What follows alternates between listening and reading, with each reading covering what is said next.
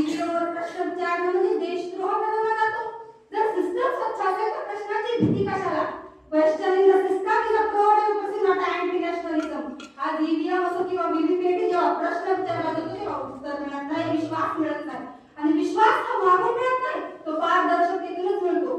लोकशाहीचे 4 आधारस्तंभ सांगितले जातात: विधिमंडळ, न्यायपालिका, कार्यपालिका आणि निवडणूक प्रक्रिया. आज युवक म्हणतो वोट का क्या फायदा, रिजल्ट तो पहले से फिक्स है. हे वाक्य फार मोठ्या धोक्याची घंटा वाजत नाही का? निवडणूक म्हणजे फक्त जनतेचा सण उत्सव असायला हवा, पण आज ती पैसा, पॉवर, प्रेशरचा खेळ बनली आहे. मतं विकत घेतली जातात आणि मग लोकशाही विकली जाते. आज निवडणूक म्हणजे जाहिरातींचा मारा, पैशांची उधळण, मतांची खरेदी. एक लोकप्रतिनिधी नाही तर गुंतवणूकदार निवडला जातो.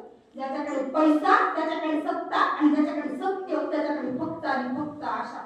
दारू, पैसा, आमिषे हे सर्व मतदाराच्या निर्णयावर घाला घालतात.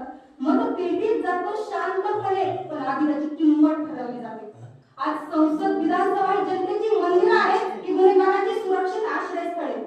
आज प्रश्न असा नाही की कोण जिंकतो, प्रश्न असा आहे की कोण उभं राहतो.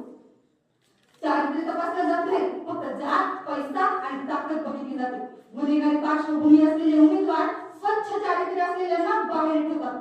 ज्यांचे हात स्वच्छ आहेत त्यांना तिकीट नाही, आणि ज्यांचे हात डागाळलेले आज तेच संसदेत दिसून येतात.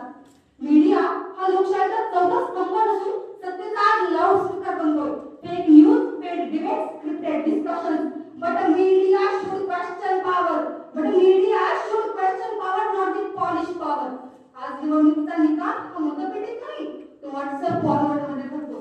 खोटी व्हिडिओ, अर्धसत्य, paid trends, truth is the silent and lie is viral. यामुळे मतदार गोंधळतो आणि विश्वास संपतो. जेव्हा विश्वास संपतो तेव्हा मतदार मतदान केंद्रावर येत नाही. मतदान नकोसं झालं कारण विश्वास तुटला. आज लोक म्हणतात काहीच फरक पडत नाही, आणि हेच वाक्य लोकशाहीसाठी फार मोठी धोक्याची घंटा आहे. आजचा युवक म्हणतो मी का मतदान करू, मी का मतदान करू. आणि लक्षात ठेवा विद्यार्थी मित्रांनो,